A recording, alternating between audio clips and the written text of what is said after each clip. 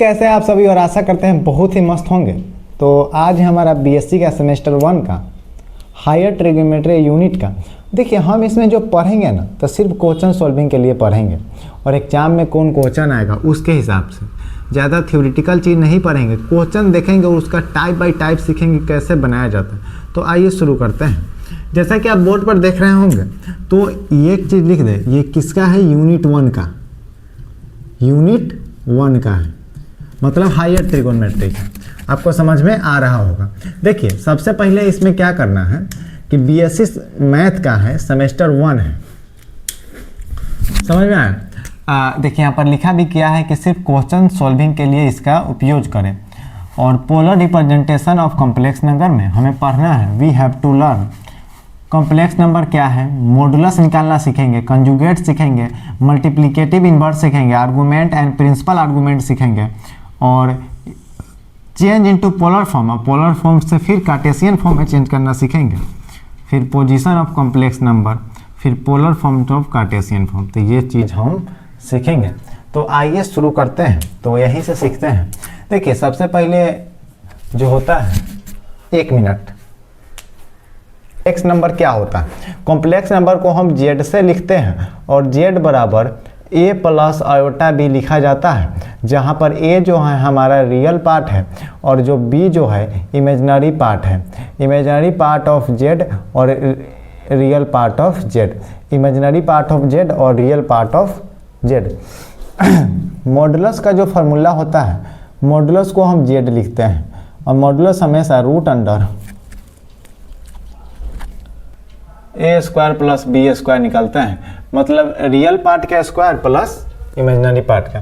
Conjugate जो निकलता है उसको ऐसे डिनोट करते हैं और कंजुगेट निकलता है ए प्लस आयोटा बी है, तो इसका हो जाएगा ए माइनस आयोटा बी, मतलब माइनस ला के इसमें लिख देते हैं। मल्टीप्लिकेटिव इन्वर्स जो होता है जेड इन्वर्स 1/z, समझ में आया? तो फिर हम इसको ऐसे सॉल्व करते हैं, 1/1 प्लस आयोटा बी, तो फिर 1/1 प्लस आयोटा बी, फिर इसमें इंटू कर देंगे 1 माइनस आयोटा बी। तो ये जो आएगा इसके बाद तो ऊपर भी हो जाता है 1 माइनस आयोटा बी, तो ए माइनस आयोटा बी, तो ए स्क्वायर प्लस बी स्क्वायर। तो ये आपका फार्मूला होता है। आर्गूमेंट देखते हैं तो इसको और विस्तार से समझेंगे। देखिए सबसे पहले क्या करते हैं, आर्गूमेंट को आर से लिखते हैं। इसका होता है थीटा और इसका होता है अल्फा। अल्फा बराबर होता है tan इनवर्स b/a, b/a मतलब imaginary part by real part, change into polar form, और ये सब हमको सीखना पड़ेगा। यहाँ तक आप लिखिए।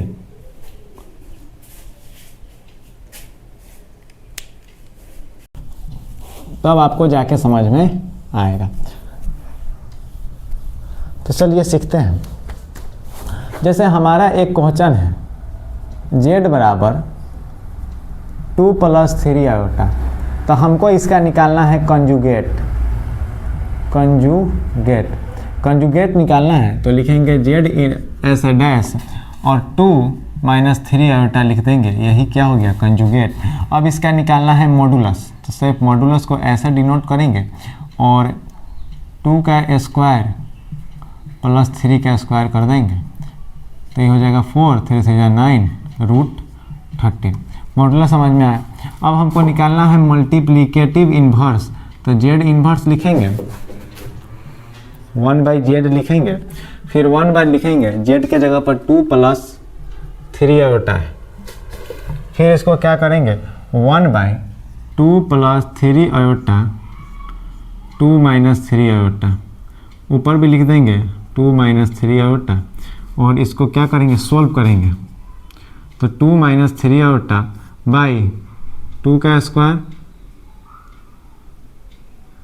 और -3 आयोटा स्क्वायर, तो 2 - 3 आयोटा, उसके बाद 4 - 3 3 9, तो +9, तो 2 - 3 आयोटा बाई 13, 2/13 माइनस 3/13। तो ये जो हुआ मल्टीप्लिकेटिव इन्वर्स हुआ। तो समझ में आया, हमने मॉडुलस निकालना सीख लिया और क्या सीख लिया, मल्टीप्लिकेटिव इन्वर्स। मल्टीप्लिकेटिव इन्वर्स समझ में आया। ये जो हमारा कंजुगेट हुआ, ये जो हुआ मॉडुलस हुआ, और ये जो हमारा आंसर आया ये हमारा क्या हो गया, मल्टीप्लिकेटिव इन्वर्स। आइए इसको लिखिए तो हम आगे समझाते हैं कि इसका हम आर्गुमेंट कैसे निकालेंगे। आर्गुमेंट मतलब थीटा। देखिए आर्गुमेंट निकालने के पहले सबसे पहले समझिए कि आर्गुमेंट 2 स्टेप में निकलेगा। स्टेप 1 कहता है कि अल्फ़ा निकालिए। तो अल्फ़ा निकालने के लिए tan अल्फ़ा बराबर फार्मूला होगा b/a। b क्या है 3, यहाँ पर 2, समझ में आया है 3/2। तो देखिए 3/2, तो हम इसको भी 3 ले लेते हैं, यहाँ पर क्वेश्चन चेंज कर देते हैं 3/3। तो यहाँ पर क्या हो गया tan अल्फ़ा। अल्फ़ा निकालेंगे तो ये हो जाएगा tan अल्फ़ा और 1 हो जाएगा। तो tan अल्फ़ा बराबर tan π/4, तो अल्फ़ा बराबर हो गया π/4। तो ये जो हुआ ये अभी अल्फ़ा है। अब हमको निकालना है थीटा। तो थीटा निकालने का 3 तरीका है। वीडियो रिकॉर्ड हो रहा है कि नहीं हो रहा है? हाँ, तो देखिए अगर हम फर्स्ट क्वाड्रांट में हैं, इसको बोलते हैं फर्स्ट क्वाड्रांट, जहाँ पर पॉजिटिव होता है, और ये होता है सेकेंड क्वाड्रांट जहाँ पर निगेटिव पॉजिटिव होता है। ये होता है थर्ड क्वाड्रांट जहाँ पर निगेटिव होता है। ये होता है फोर्थ क्वाड्रांट जहाँ पर पॉजिटिव और निगेटिव होता है। समझ में आया? तो अगर फर्स्ट क्वाड्रांट में अल्फ़ा है तो अल्फ़ा को अल्फ़ा ही लिखिएगा। अगर सेकेंड क्वाड्रांट में है तो पाई माइनस अल्फ़ा लिखिएगा। अगर थीटा बराबर अल्फ़ा होगा, थीटा बराबर इसमें थीटा बराबर अल्फ़ा माइनस पाई होगा, और इसमें थीटा बराबर माइनस अल्फ़ा होगा। देखिए तो पता चला क्या कि ये जो है ये फर्स्ट क्वाड्रांट में है, ये फर्स्ट क्वाड्रांट में है, ये फर्स्ट क्वाड्रांट में है। सो थीटा बराबर क्या हो जाएगा, डायरेक्ट अल्फ़ा, और थीटा जो हो जाएगा π/4 हो जाएगा। तो ये जो हमारा हुआ आर्गूमेंट हुआ, this is called argument. Argument क्या हो गया, π/4। समझ में आया होगा? तो इसी को बोलते हैं प्रिंसिपल आर्गूमेंट। प्रिंसिपल आर्गूमेंट आपको समझ में आ गया। तो ये हमने सीख लिया कि स्टेप 2। तो यहाँ पर हमने स्टेप 2 लिखा, क्यों? क्योंकि ये किससे चलता है, क्वाड्रांट से। यहाँ तक निकालें फिर हम क्वाड्रांट पर चले गए। तो इस वाले फार्मूला को आप याद रखिएगा, आप इसको लिख लीजिए।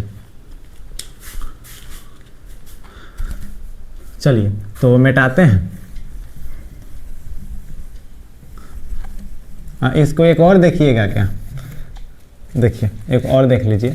अगर मान लीजिए यही क्वेश्चन रहता, अगर ये माइनस में रहता, ठीक है, अगर माइनस में है तो हमारा tan अल्फ़ा जो होता -3/-3, ये मोड में है, तभी भी 1 आता, tan अल्फ़ा हो जाता।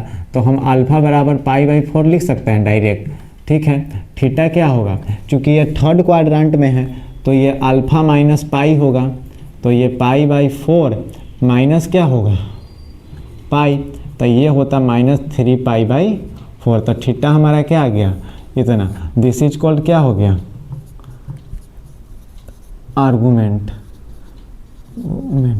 आर्गूमेंट क्या आया, -3π/4।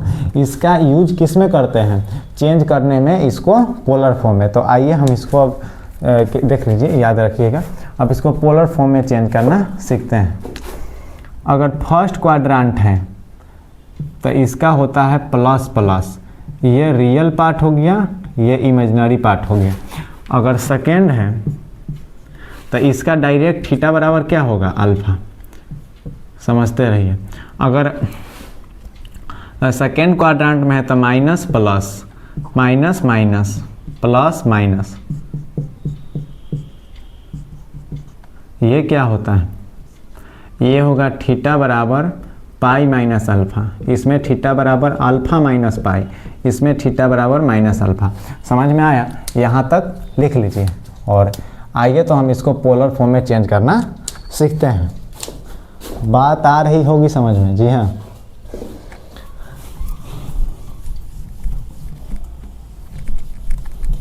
वीडियो तो चल ही रहा होगा। आइए अब इसको change into polar form, change into polar form, polar form में चेंज करना सीखते हैं। सबसे पहले हम क्या निकालेंगे? मॉडुलस निकालेंगे, जिसको आर बोलते हैं, आर बोलेंगे या मॉडुलस। तो आर निकालने के लिए क्या करेंगे? 3 का स्क्वायर प्लस 3 का स्क्वायर, तो ये हो जाएगा 9 प्लस 9 तो 3 18, तो इतना आएगा हमारा आर्गूमेंट। और फिर हम क्या निकालेंगे? वही 10 अल्फ़ा निकालेंगे तो हमारा क्या आ जाएगा? 3/3, मतलब अल्फ़ा बराबर पाई/4 आ जाएगा। समझ में आया? फिर देखेंगे क्वाड्रांट कौन है, तो क्वाड्रांट थर्ड क्वाड्रांट है, थर्ड क्वाड्रांट है। चूँकि this is called third quadrant, तो थर्ड क्वाड्रांट में होने के कारण हम क्या करेंगे? सबसे पहले क्या करेंगे? तेज पढ़िए, थर्ड क्वाड्रांट में है, इसलिए जो हमारा थीटा होगा वह क्या होगा? अल्फ़ा माइनस पाई, मतलब पाई/4 माइनस क्या होगा? पाई, तो -3 पाई/4 क्या होगा? थीटा, जो कि ये हमारा है। समझ में आ गया? अब दो चीज़ हमको निकल गया है। तो पोलर फॉर्म का फार्मूला होता है, पोलर फॉर्म क्या होता है यहाँ से समझिए, वो होता है r cos theta plus iota sine theta. अब सब का वैल्यू रख दीजिए, तो जो हमारा पोलर फॉर्म है आर कितना है? 3√2, कोस थीटा कितना है? कोस -3 पाई/4 प्लस आयोटा कितना है? -3 पाई/4। आया समझ में? दिस इज कॉल्ड क्या?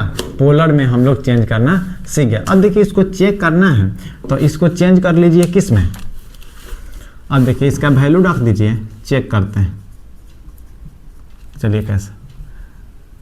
3√2 होगा, 3 से 9 to 8। देखिए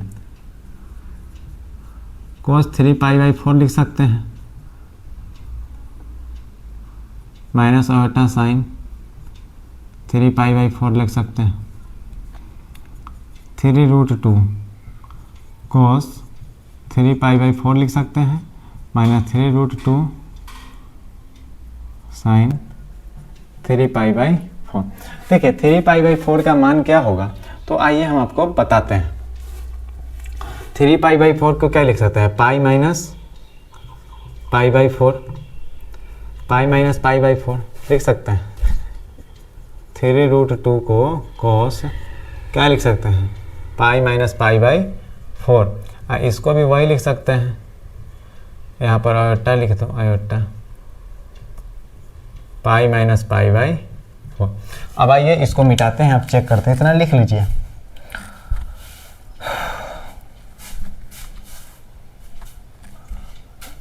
मिटा दें? हाँ मिटाना तो पड़ेगा, सीखेंगे कैसे? हाँ अब इसको चेक कर रहे हैं, तो देखिए यहाँ पर हो गया 3√2 और कोस पाई में से पाई/4 जाएगा। तो देखिए ये कौन से क्वाड्रांट में है? पाई में से गया तो सेकंड क्वाड्रांट में, तो ये माइनस कोस होगा, माइनस कोस पाई/4। फिर हमारा हो गया क्या? साइन पाई/4। सेकंड क्वाड्रांट में साइन का क्या होता है? पॉजिटिव होता है, तो साइन पाई/4। पाई/4 का क्या होता है? √3 इंटू -1/√2 हो गया। फिर हो गया √3√2 इंटू 1/√2।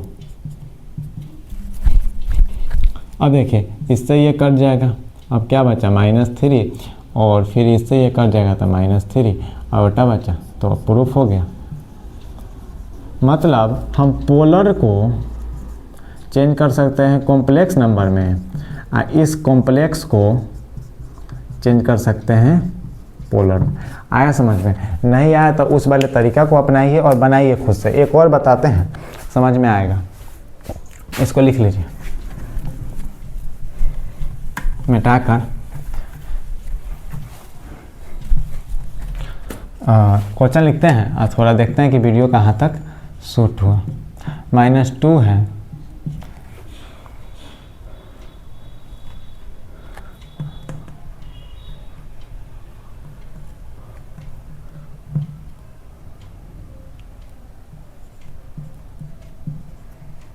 ये चलिए तो आप लोग खुद से ट्राई किया जाएगा। तो ये सब बनाइए। अब देखिए, अब हम सीखते हैं कि इसको कैसे हम चेंज करें इसमें। देखिए समझिएगा, पहला क्वेश्चन है कि 2√2 cos 60 degree plus iota sin 60 degree, ये पोलर फॉर्म में है। इसको चेंज करना है a प्लस आयोटा b में। चलिए करते हैं कैसे। a बराबर होता है r cos थीटा और b बराबर होता है r आयोटा sin थीटा। चलिए देखते हैं r sin थीटा। तो हमको a निकालना है, तो r लिखिए, cos थीटा लिखिए। r के जगह पर क्या है 2√2, cos थीटा क्या है तो cos 60 डिग्री है। cos 60 का मान क्या होगा sin 30 का मान, मतलब 1/2, मतलब √2 के आ गया a। अब चलिए हम किसका निकालते हैं b का। तो b बराबर है r sin थीटा।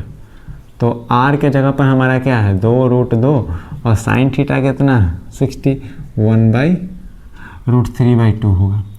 √3/2 से 2 कर दिया तो √6 हुआ।